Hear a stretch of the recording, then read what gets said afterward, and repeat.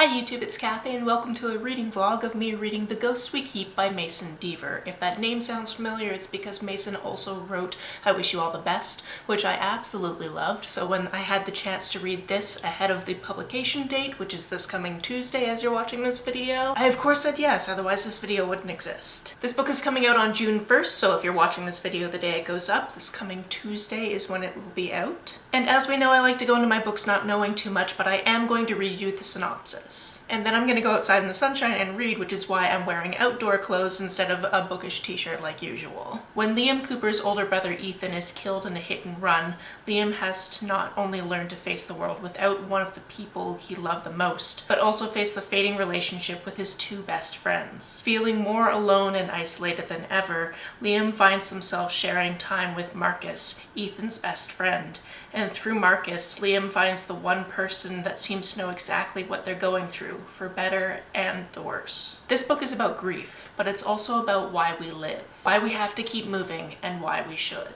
I don't always read the synopsis of books out to you before I get into them, but I knew that this one had to do with grief, and I knew that it was going to be sad, so I wanted you to know that going into this, because if you don't want to watch a reading vlog about a book that's sad, then this isn't the video for you. That being said, I like a cathartic cry, I like books about grief, and let's go outside and read. And don't worry, I put on sunscreen because we're getting summer early today. Which also means I'm gonna last like a half hour in the sun and then I'm gonna be sweaty and gross and have to move to the shade. So first impressions include the fact that this is non-linear, which is interesting because we start off with them having a summer job at a froyo place after their brother has died, and then we kind of go back to just after their brother died and the funeral, and then before their brother died is where I am now. So it's gonna be interesting, this hopping back and forth. I'm assuming that's meant to mimic how grief can play with time, but I don't know for sure. I'm just throwing out possible answers. I like that when we go back in the timeline, these stories are a little bit connected to the brother character, and just kind of if Liam is talking about piano in one, he'll be talking about piano in the other, or that type of thing.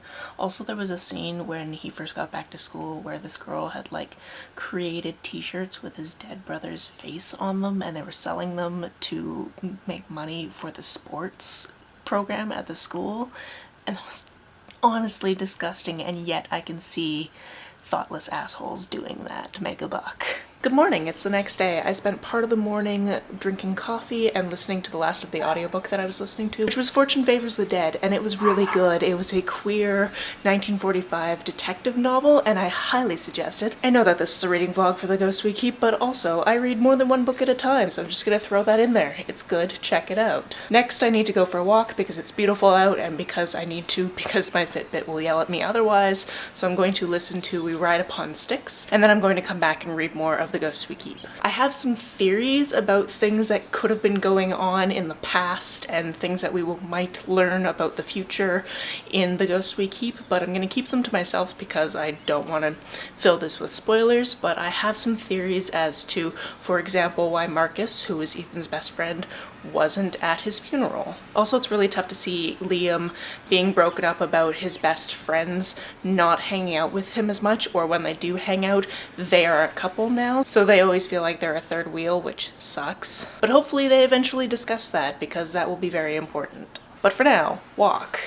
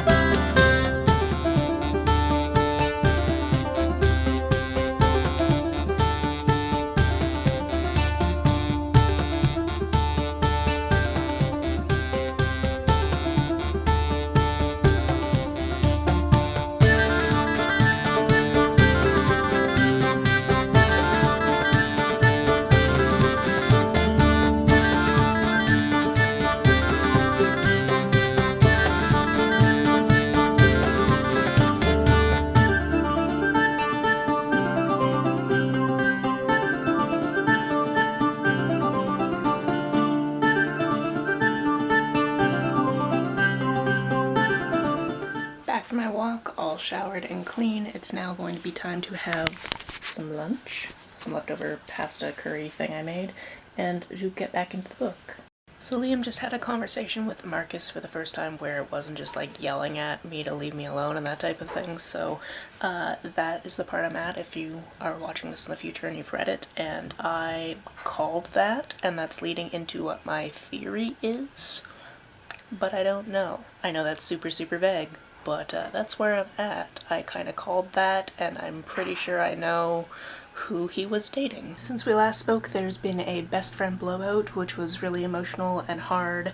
There's also been a lot more flashbacks as well, so getting to know more of the brother character who is now gone, and finally an emotional talk with the parents, because obviously they're not cool with how Liam is just flying off the handle and not doing what they say, and they're trying their best because they lost a kid. I also went out to Canada's own bread store and got myself a cinnamon bun and a croissant, so that's going to be a snack right now. And then in a little while I'll be joining a Pages and Pals live stream, which we do either the second or third Saturday of the month depending on people's schedules. That's just live reading sprint. It's over on Kathleen's channel. You should join it if you're ever interested. If you've never seen it before, this is what backstage at a live stream looks like, especially when the host isn't there yet, so it's just me being like, okay, where is everybody?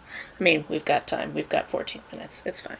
Liam has a really creative hobby, which is songwriting, although they aren't very good at lyrics, or at least they don't think they are, and that's something they need to push to do. And being somebody who also does creative things, I completely understand the "this is the best thing I've ever done, this is terrible, maybe I shouldn't post it" thing. So in a way, it's kind of fun to see it represented in fiction. Also, I'm currently on a live stream. The people who are hopefully just reading their books aren't seeing me record this, but you never know. In case I forget to mention it later, trigger warnings for attempted self-harm. There's a flashback scene where Ethan is teaching Liam how to shave, and I just turned to Chad and I was like, this is a weird question, but did anyone ever actually teach you how to shave? Because like nobody taught me how to shave my legs and arms. Like my mom was like, this is a razor, use shaving cream, go for it. But I was like, is this like a thing that people actually do, or is this a thing that we've seen on television so many times that we assume this is what people do?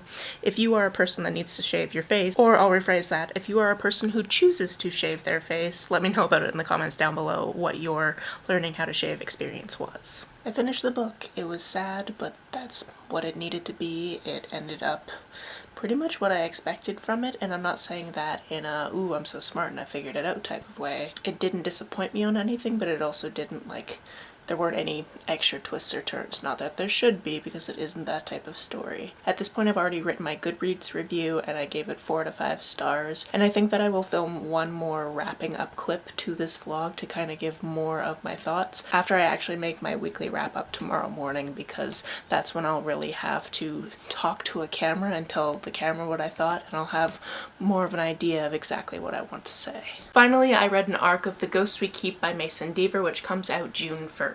This book is about Liam, who is grieving the loss of their older brother Ethan, who died via hit and run. We jump around on the timeline a lot in this one, from before the incident to after the incident, and seeing these vignettes with Ethan before he died and seeing how that affects Liam later. This book is about death and grief and toxic friendships, as well as having an instance of attempted self-harm, so know that going in. Yes, this is a sad book, and Liam often feels hopeless and has panic attacks as well, so that is another content warning you should be aware of. This is another book I figured out very early on, but that didn't impact my enjoyment of seeing it unfold on the page. And there we have it. Those were my final thoughts on The Ghosts We Keep. I'm really excited that I got to read this ahead of time and then share all of my thoughts with you. If you're looking forward to this book, let me know about it down in the comments below. If you're watching this in the future and you've read the book, tell me what you thought down in the comments below. Just mark any spoilers, please. If you don't feel like leaving a comment but want to make sure that I know you were here, just leave me an emoji or a smiley face if you're on your keyboard.